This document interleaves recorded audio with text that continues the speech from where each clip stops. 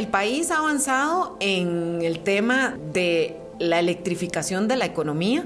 Tenemos en este momento casi un 100% de nuestra electricidad renovable, pero tenemos el gran reto de electrificar completamente la economía, y ahí el reto principal es el transporte público, que es lo que en este momento está generando mayor contaminación y además el mayor porcentaje de la economía que no está electrificado. Entonces, ese casi 100% que tenemos de electricidad renovable solo representa alrededor de un 20% de nuestra economía. Entonces tenemos ese reto de ese 80% para lograr esa transición completa. Uno de los mayores retos o barreras que tenemos es nuestra legislación, aparte del financiamiento que se necesita para poder convertir la mayoría de nuestro transporte público en un transporte eléctrico, así como muchas de las industrias que necesitan pasarse a electricidad y que en este momento no lo están haciendo con electricidad renovable. Es la legislación el mayor reto que tenemos y el financiamiento.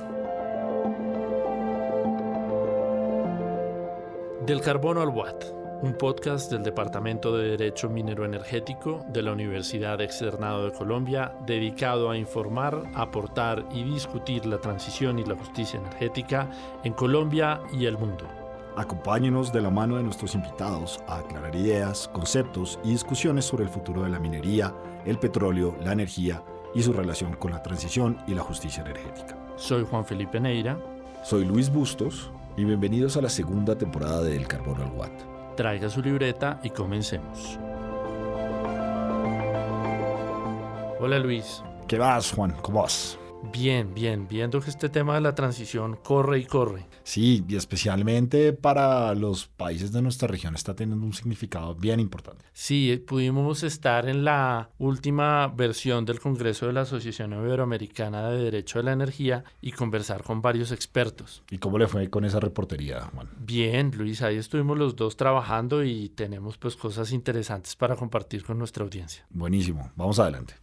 Tenemos la posibilidad de hablar con dos grandes expertos en energía en México, Manuel Acuña y Pilar Ibáñez. Entonces, doctor Acuña, una pregunta. ¿Qué ha pasado con la transición energética en México, particularmente en este nuevo gobierno? Hablar de la transición energética en México actualmente, pues es decir que se ha frenado con los planes que se tenían en su matriz de desarrollo ante la gran oportunidad del nearshoring o de la relocalización en virtud de políticas públicas erróneas que quieren darle oportunidad todavía a las energías fósiles, las cuales no se pretende que desaparezcan, pero no que genere combustóleo. Es decir, qué bueno que produzcan gasolinas, qué bueno que produzcan diésel, qué bueno que produzcan los derivados del petróleo, pero actualmente se está generando mucho combustóleo y en aquella ruta de la transición energética pues el combustóleo no estaba por sus efectos ambientales, y con un país que tiene suficientes recursos para ampliar su matriz energética renovables, que demostró en la subasta ser de los más baratos, de mayor capacidad, con un gran potencial en el país, pero el tema es que por cuestión ideológica, no atendiendo los principios que es seguridad y competitividad constitucionales con el que fue creada la reforma energética, se ha desviado en el camino y pensamos que se tiene que hacer un nuevo replanteamiento en estos tiempos de posibilidad de cambios de gobierno. Quede el partido que quede, México, por los compromisos que ha adquirido ante Canadá, Estados Unidos y el Acuerdo de París, no le queda otra opción, tiene que llevarlo a cabo. Eso es muy interesante porque pues México iba andando muy bien y parece que ha tenido varios cambios, pero eso no siempre es así. Parece que a nivel local hay regiones que van andando a su propio paso. ¿Cómo va esto en México, doctora Pilar, y cómo se está moviendo la región más allá del compás que va imponiendo el gobierno federal? En el caso de Nuevo León y como muchas otras entidades en México, hay una contradicción o discrepancia de algunos estados que quieren seguir la Agenda 2030 con los Objetivos de Desarrollo Sostenible, particularmente el ODS 7, y la política energética que se está implementando actualmente, ¿no? Donde hay una contradicción de una política energética pro combustibles fósiles, más contaminante, y esa cuestión de algunas entidades que quieren ir hacia una energía más limpia, más sostenible. Particularmente Nuevo León pues sí está dando pasos importantes con la creación de una agencia estatal de energías renovables, algunos cambios constitucionales para pues este derecho a las energías renovables, por ejemplo, y también está haciendo, pues es una entidad que está ahorita en una coyuntura importante por el tema de la relocalización, concentrando más del 70% de las inversiones que están llegando a México por esta relocalización,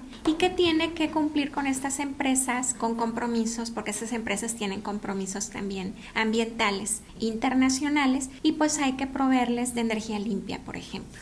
Entonces, pues actualmente creo que no es algo que está siendo fácil. En general creo que México va en contracorriente a la tendencia internacional, y lo que se puede ver es que algunas entidades internamente están adoptando pues otro tipo de caminos, aunque la política energética la marca la Federación. Doctor Rodrigo, ¿cuáles son los incentivos desde el sector público para la transición energética en Panamá? Panamá ha adelantado a través de la Secretaría de Energía políticas públicas importantes, todas enfocadas hacia el tema de la transición energética, siendo esto de un aspecto muy relevante en la política que se lleva en Panamá. Hay varias estrategias de la transición que se han aprobado, y se está también como previendo llevar, digamos, un proyecto de ley para tratar de lograr establecer el marco jurídico adecuado, digamos, para que se desarrolle esta transición de una manera, digamos, como debe ser, ¿no? Entonces, eso con respecto a lo que está con, digamos, el tema de las políticas públicas. En el tema con el marco jurídico que está vigente. Muy interesante esto que nos comenta, y ahora lo llevaría, ¿cuál es el desarrollo de las energías renovables en Panamá y hacia dónde está apuntando? En Panamá es un país básicamente cuya principal generación sigue siendo la fuente renovable, o sea, como se comentaba hoy, ya tenemos un punto de partida bastante alto que debemos seguir mejorando, y se está dando una serie de inversiones, sobre todo últimamente en temas fotovoltaicos, bien importante, que eso va a coadyuvar a la transición. También se está desarrollando muy ampliamente y rápidamente el tema del autoconsumo a nivel de lo que se llama en Panamá clientes finales, o sea, que se le permite a ellos, digamos, el autoconsumo y que intercambien energía con la red. Tuvimos la oportunidad de hablar con Daniela Rojas, que es presidenta de la Comisión de Energía de la Cámara de Diputados de Costa Rica en la Asamblea Legislativa, y entonces, pues este es un país que es siempre el ejemplo de la matriz limpia, pero nos gustaría conocer cómo va el tema de la transición y qué tan limpia es esta matriz. El país ha avanzado en el tema de la electrificación de la economía. Tenemos en este momento casi un 100% de nuestra electricidad renovable, pero tenemos el gran reto de electrificar completamente la economía, y ahí el reto principal es el transporte público, que es lo que en este momento está generando mayor contaminación y además el mayor porcentaje de la economía que no está electrificado. Entonces, ese casi 100% que tenemos de electricidad renovable solo representa alrededor de un 20% de nuestra economía. Entonces tenemos ese reto de ese 80% para lograr esa transición completa. Uno de los mayores retos o barreras que tenemos es nuestra legislación, aparte del financiamiento que se necesita para poder convertir la mayoría de nuestro transporte público en un transporte eléctrico, así como muchas de las industrias que necesitan pasarse a electricidad y que en este momento no lo están haciendo con electricidad renovable. Es la legislación el mayor reto que tenemos, y el financiamiento. Tenemos la oportunidad de platicar hoy con el doctor Stevie Gamboa, quien es el actual presidente de ACIDE, y a él le queremos preguntar sobre su país. ¿Cuál es el avance de la transición en la generación y el consumo en el Ecuador? Bueno, el Ecuador ha empezado, no ahora, hace ya una década atrás, un proceso de transición energética en su matriz de generación que fue muy agresivo, que ha tenido resultados muy positivos. Pasamos del 88% de una matriz de combustión a una matriz que el año pasado llegó al 93% de energías renovables, siendo 92% de energía hidroeléctrica. Sin embargo, no hemos tenido ese mismo resultado, esa misma eficacia en el tema de la matriz de consumo. Por el contrario, en la matriz de consumo, más del 70% del consumo cotidiano proviene de combustibles fósiles. No tenemos un impacto razonable que haya cambiado este esquema. En el marco y según todo lo que nos está comentando de este tema tan importante, ¿hay barreras para el sector industrial? El transporte aéreo, marítimo y por supuesto terrestre siguen siendo las fuentes de consumo mayoritarias, así como el sector industrial, que no logra todavía conectarse al sistema público interconectado. Así que yo diría que la primera barrera que encontramos para lograr ese cambio en la matriz de consumo, que ya logramos superar en la matriz de generación, proviene de una política de incentivos. No tenemos una política de incentivos que resuelva el acceso a beneficios reales para aquel que logra la transición. Y segundo, no hemos logrado que el sector público y el sector privado se unan en los esfuerzos para llevar al sector industrial el acceso a la electricidad de calidad y de disponibilidad que necesita para poder confiar en ella y sustituir el uso de combustibles fósiles. En el caso de Perú es muy interesante y tenemos la oportunidad de hablar con el doctor David Mendiola. El doctor David no solamente es profesor de la Universidad Católica, sino que también es uno de los expertos en temas de energía renovable de la compañía Enel. Entonces nos gustaría preguntarle cuál ha sido el papel del Estado y el papel de los privados en la transición energética en el Perú. La transición energética en Perú ha tenido cambios interesantes, se ha ido asentando en los últimos tiempos, sobre todo por acciones efectuadas por los privados, vendría a decir yo, más que por el Estado en sí. El Estado todavía no cuenta o no ha promovido una ley de transición energética, ha suscrito compromisos internacionales. El Ministerio del Ambiente, junto con el Ministerio de Energía, están interesados en reducir las emisiones de gases de efecto invernadero, pero como acciones concretas considero que todavía el gobierno peruano puede hacer aún más. Yo considero que la transición energética sí se viene dando de forma directa por los inversionistas privados. En la actualidad no existen, por ejemplo, demasiados postores para inversión en hidrocarburos en el Perú. Más allá de las condiciones y cuestiones que ocurrieron en el pasado, es una realidad. Y respecto a lo que son inversiones en energía, no existen mayores inversiones en gas natural salvo cuestiones domésticas, pero igual el gas natural es un combustible de transición. Y respecto a energía eléctrica, casi toda la nueva generación está basada, o todos los proyectos, más o menos el coordinador del sistema habla de unos 10.000 megas de potencia que se podrían instalar en los próximos años, está referido a eólica y solar. ¿Por qué? Porque hoy por hoy son las energías más baratas, modulares y que tienen mejores condiciones de financiamiento. Entonces yo te diría que principalmente es el sector privado el que ha estado haciendo este gran cambio. ¿Qué barreras ha habido en la transición energética en Perú particularmente? Si tenemos que hablar de algunas barreras a la transición energética en el país, yo diría que es sobre todo el no dejar competir a las tecnologías en el segmento de generación eléctrica, ¿no? En la actualidad, por ejemplo, uno puede construir una central eólica y esta puede ingresar a competir porque tiene un concepto de potencia firme, que es un concepto reconocido en nuestro país y que permitiría a ella suscribir contratos bajo el esquema actual. El esquema actual siempre habla de que los contratos tienen que ser por potencia y energía asociada. Lamentablemente estos cálculos administrativos no le han otorgado a la energía solar el reconocimiento de potencia firme todavía. En teoría sí la tienen, pero la tienen en las horas de punta, es decir, cuando ya el sol no está. Entonces claramente dificultan su contratación por parte de diversos agentes y que ingrese igual al mercado de corto plazo de forma adecuada. Yo considero que esa es una de las barreras principales y por otro lado, en lo que respecta a hidrocarburos, hay una tarea importante de decommissioning por algunos antiguos pozos petroleros que existieron sobre todo en la zona norte del Perú y que todavía tienen espera, ¿no?, de limpieza por parte de tanto sea la autoridad encargada como las empresas que hoy por hoy cuentan con el permiso especial para realizar esta actividad. Fuera de eso, creo que esas son en general las dos barreras más relevantes, ¿no? Tenemos la oportunidad de hablar con la profesora Clarisa Brandao, quien es profesora asociada de la Universidad Federal Fluminense de Brasil y una experta en energía. Y a ella le queremos preguntar, ¿cómo va la transición en Brasil? Muchas gracias por la oportunidad de ser parte de este proyecto.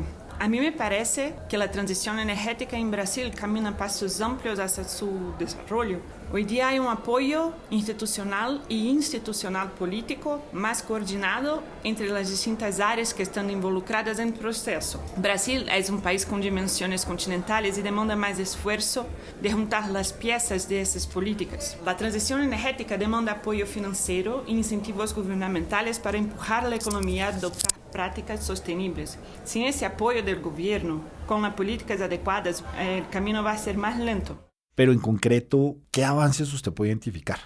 Si por un lado las barreras me parecen también están en el tema económico, porque hay que cuidar por adentro del proceso de la justicia energética y de la pobreza energética. Hay que pensar los arranques de la transición, incluyendo las personas que están en las franjas del sistema, porque si dejamos a las manos del mercado, en las manos de la economía, puede que logremos hacer la transición, pero una transición que sea injusta, que agrave las desigualdades sociales. Entonces, para mí ahí están las barreras de Brasil. Para continuar con este recorrido de cómo va la transición energética en Iberoamérica, queremos traer a un gran experto en materia energética chilena, al doctor Alberto Olivares, quien actualmente es profesor universitario de la Universidad Internacional de La Rioja. Doctor Olivares, en Chile pues se ha pensado que es el gran líder en la transición energética. ¿Esto es así?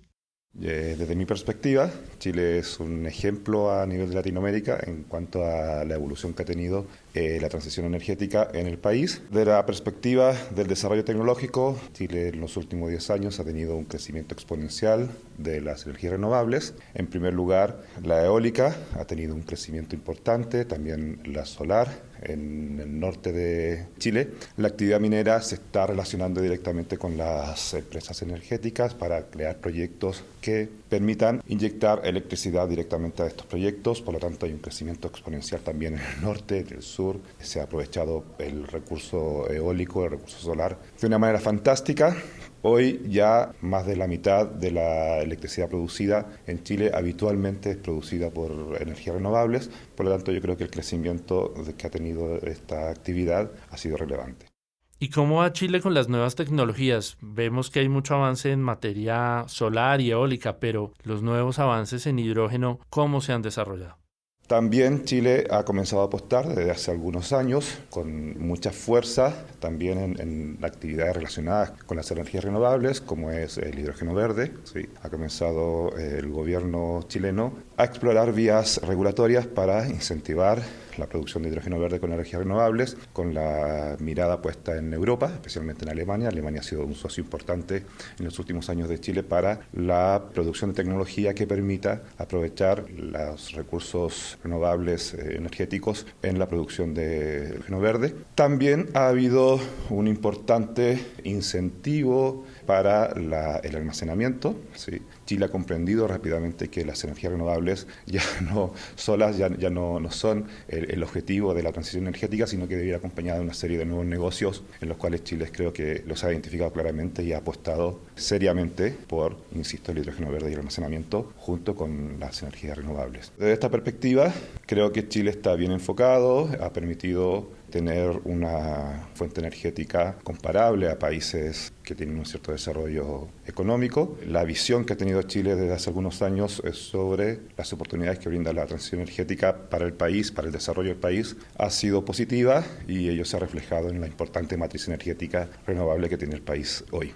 Alberto, ¿y qué barreras hay en Chile? ¿Qué hace falta por hacer y qué obstáculos encontramos? Las barreras, en cuanto a las barreras, lo principal desde la perspectiva de las dificultades que está teniendo la evolución del modelo de transición energética en Chile es la falta de evolución del modelo regulatorio con el negocio energético. El modelo regulatorio chileno es un modelo un poco pensado para el crecimiento de una matriz energética en los años 90, con un desarrollo importante de la actividad energética desde la perspectiva de las tecnologías convencionales, especialmente la hidráulica, pero el incentivo que mencionaba recién de la eólica y de la solar ha ido sobrepasando un poco el modelo regulatorio chileno. Desde esa perspectiva, yo creo que esa es la principal barrera, integrar los nuevos desafíos que generan las energías renovables en el modelo energético, la red de transporte, como sucede en todos los países que tienen un rápido crecimiento de las energías renovables, está pensada, diseñada para un modelo centralizado de generación y desde esa perspectiva creo que esa es la principal barrera, un modelo regulatorio y una renovación de la red de transporte y de distribución de la red eléctrica.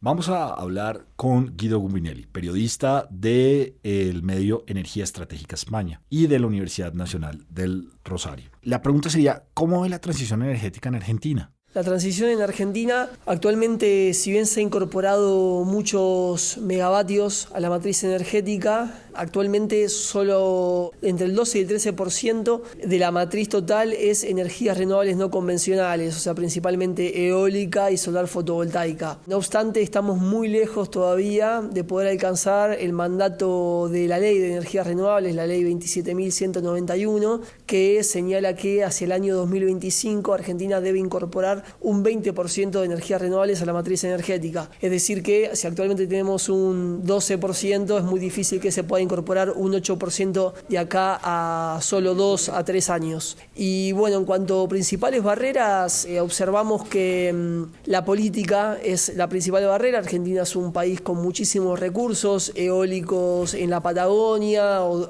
desde el centro del país hacia el sur. Tiene capacidades, factor de potencia muy superior a la media internacional, alrededor del 50% se ha registrado en parques eólicos como por ejemplo Manantiales Behr, que es un parque eólico actualmente gestionado por YPF, la principal compañía energética de Argentina. En el norte también tenemos un excelente recurso solar, también muy superior a la media mundial.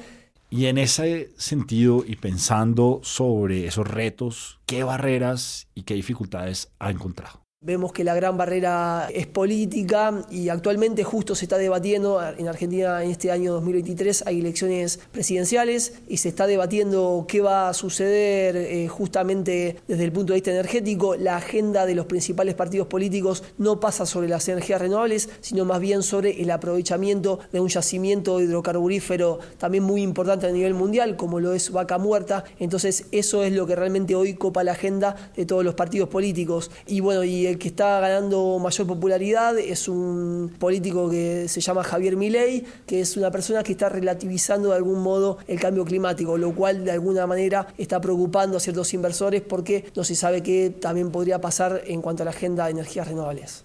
Vamos a hablar con el profesor Íñigo del Guayo Castiela, quien es profesor de la Universidad de Almería y experto en energía en España, al que le queremos preguntar qué perspectivas tiene sobre la transición energética española. La transición energética en España tiene varios fundamentos. El primero y principal es nuestra integración en la Unión Europea, que está promocionando como región global en el mundo esa transición. Y en este contexto España es parte activa y líder en distintas políticas energéticas europeas hacia la transición que se remontan al European Green Deal, al último paquete legislativo Energía Limpia para todos los europeos, al programa energético Fit for 55 y después de la guerra de Ucrania el Repower EU de marzo de 2022. Este es un contexto de la política energética que va acompañada por importantes medidas legislativas para alcanzar ese objetivo de la neutralidad carbónica en 2050. Y esto significa fundamentalmente dos cosas: reducir las emisiones de gases de efecto invernadero, en segundo lugar aumentar las renovables y aumentar la eficiencia energética. Y dentro de todo lo que nos está comentando, ¿qué fallas ha habido en este proceso que nos está describiendo tan interesante?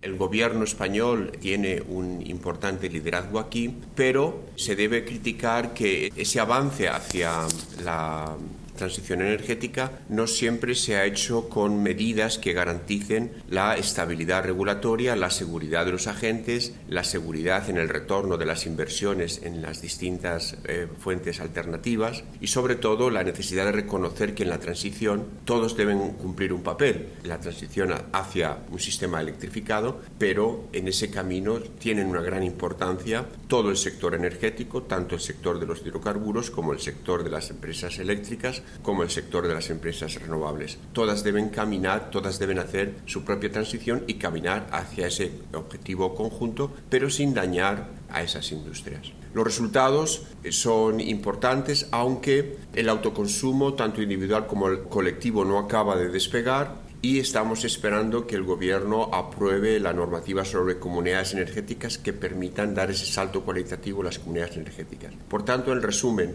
hay una clara disposición política del gobierno español dentro de la Unión Europea para la transición energética, pero esto no va siempre acompañado de medidas ponderadas y, en segundo lugar, los resultados todavía son un poco pobres.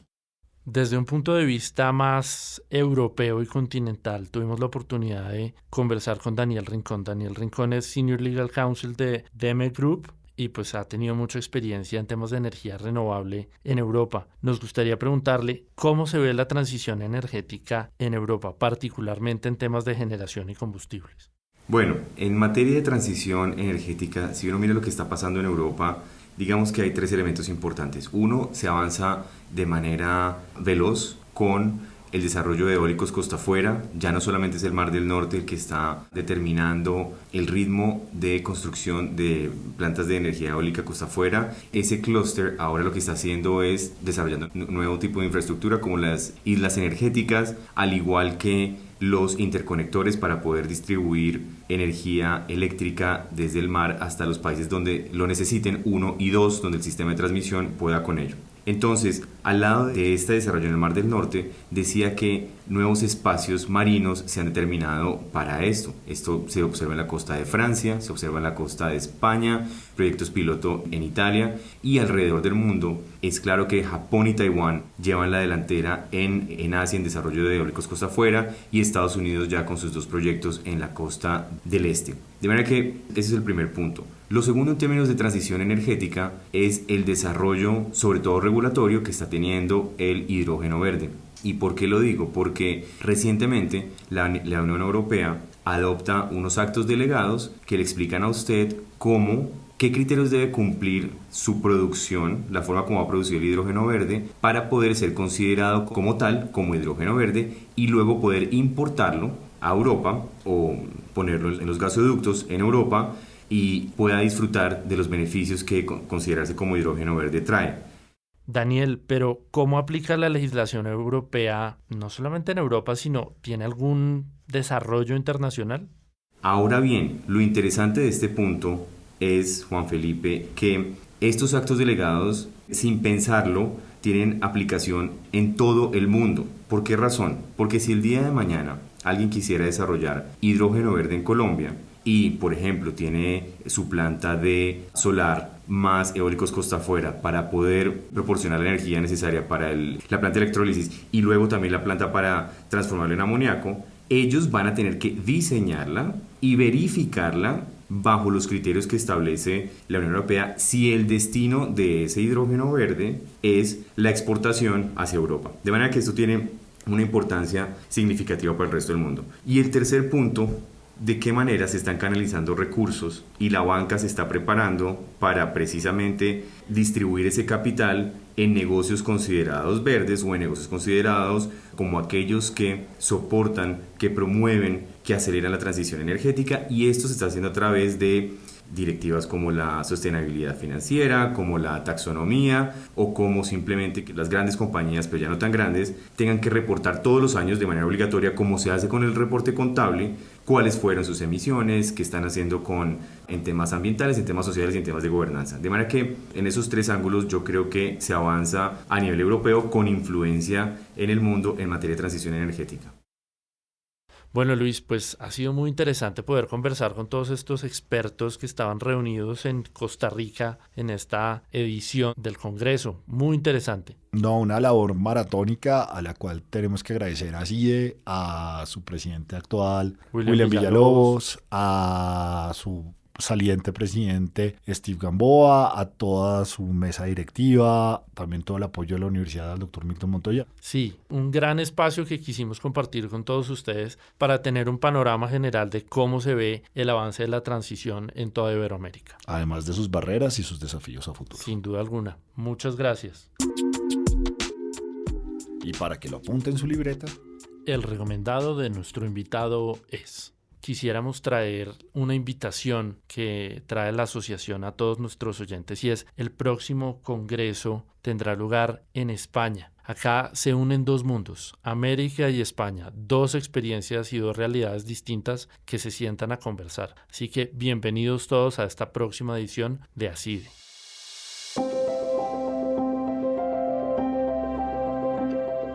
Aquí termina Del Carbón al Watt. Síguenos en Spreaker, Spotify y Apple Podcast. También disponible en las redes del Departamento de Derecho Minero Energético de la Universidad Externado de Colombia. Del Carbón al Watt es un podcast original del Departamento de Derecho Minero Energético de la Universidad Externado de Colombia. Producción general, Luis Bustos y Juan Felipe Neira. Productor técnico, Ancísar Aponte y la Facultad de Comunicación Social de la Universidad Externado de Colombia. Musicalización, Pixabay. Gracias por seguirnos.